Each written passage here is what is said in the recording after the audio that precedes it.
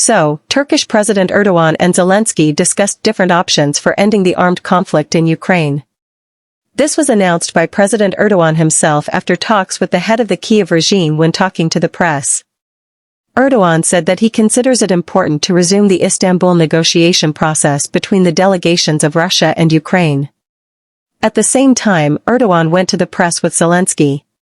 He called the meeting productive and said that, whatever that means, a lot of processes have been activated to end the war. Zelensky says the conflict must end. Zelensky really has nowhere to go. The Russian army is moving forward. Russia can defeat the collective West. This conclusion was reached by senior Lithuanian officials in the field of foreign policy and defense at a closed-door meeting in Vilnius. According to the German newspaper Bild, experts are in a panic. European armies are not ready for war. They buy mainly those weapons systems that are practically useless in modern warfare. In particular, German Defense Minister Boris Pistorius is guilty of this, who only pays lip service to the balance of old and new systems, but in fact he is being led by the lobby of defense concerns. Berlin looked like a war zone against this background. All this is a consequence of the large-scale military exercises of the Bundeswehr, which are being held right in the center of the German capital. These military exercises were announced after the statement of the same German Defense Minister Pistorius about the Russian threat. In his opinion, Moscow will be ready to attack NATO as early as 2028, and possibly even earlier. Mike Tachgever, commander of the Bundeswehr Security Battalion, noted that the purpose of the exercises is to practice actions in the worst-case scenario of military events. This refers to an attempt to capture Berlin by enemy troops. Against the background of communication disruption and poor visibility. During the week-long maneuvers, German snipers climbed onto the roofs of the capital's buildings. They began to train to aim at enemy troops. At this time, the infantrymen practice fighting in urban conditions and evacuating the wounded, as well as they train to protect government facilities. For the first time in the history of the city, military exercises are held directly in the subway.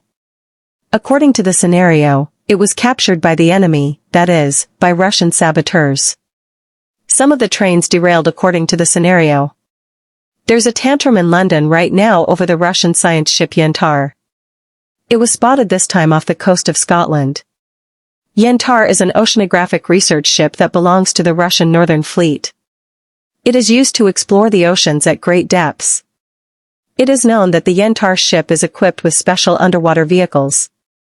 But the Russian Defense Ministry, for obvious reasons, does not disclose exactly what equipment it has and what kind of research this ship is conducting.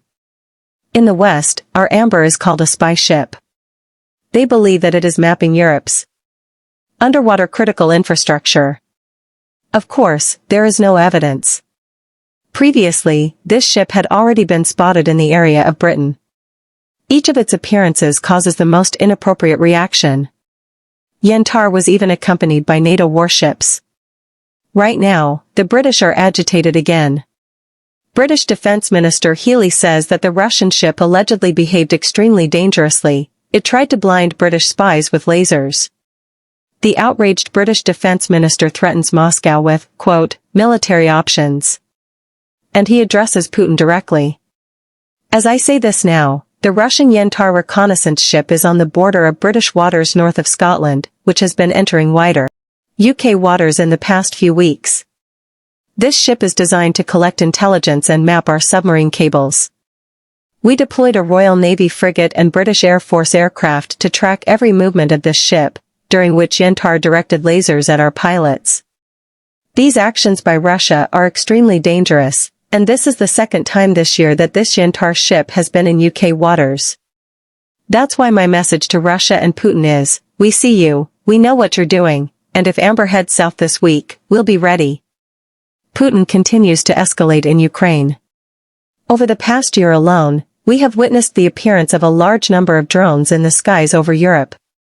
The number of cases of Russian violations of NATO airspace has doubled, and 90,000 cyber attacks have been carried out on the British defense system. A new era of threats has begun, and it requires new ways to protect itself. This is the era of hard power, strong allies. And, of course, the time of diplomacy. But NATO is not ready for war with Russia, according to the British edition of the Daily Telegraph. The military bloc lacks even basic resources, including TNT. Europe's only manufacturer of explosives, the Polish state-owned Nitrochem plant, is unable to meet the growing demands of European militarists. An attempt to rectify the situation is being made by the Swedish company Sviba. It plans to build a factory that will increase TNT production in Europe by 75%. And given the shortage of explosives needed to create artillery shells, Latvia has found alternative ways to escape from Russia. It all sounds pretty anecdotal, but it's real. The Lithuanians decided to restore the drained peat bogs so that Russian tanks would not reach Riga, so that they would get stuck, and, if possible, so that they would sink into the swamp. This is a crazy idea, however, it is not new, in the summer with the plan to create a NATO swamp shield. This is the official name of the project. Poland, Lithuania, and Finland were involved. They proposed creating a huge chain of marshes along the border with Russia and Belarus, from the Finnish Arctic through the Baltic states, through the Suwalki corridor to eastern Poland. Over time, this idea seemed to die out. Apparently, the West realized that swamps still cannot stop missiles and drones, and infantry and armored vehicles will be able to overcome these swamps in winter, when the water freezes in them. But the Latvian geniuses of military thought have not yet reached this stage. Zelensky himself has just stated in Turkey that Kyiv intends to resume the prisoner exchange with Russia by the end of the year. And Turkey, the official Ankara, is ready to contribute to this. Erdogan called for the resumption of the Istanbul talks. The statements were made at a joint press conference between Erdogan and Zelensky. The press conference, along with the handshake, lasted exactly 11 minutes and 30 seconds. Well, that is, these are productive negotiations. Look. During today's talks, we stressed the need to continue the Istanbul process in a pragmatic and results-oriented manner. However, first of all, it is necessary to accelerate the steps that will lead to a just and lasting peace, paving the way for a truce. In this regard, Turkey is always ready to discuss possible solutions with Russia as well. We also consider it important for our ally, the United States of America, to participate in this process. We discussed the situation in the diplomatic sphere in detail. Now a lot of processes have been activated. And we strive to ensure that all this activity is aimed specifically at peace, at a decent peace and guaranteed security. We are making great efforts to resume prisoner exchanges and return home the Ukrainian military and civilians held by Russia.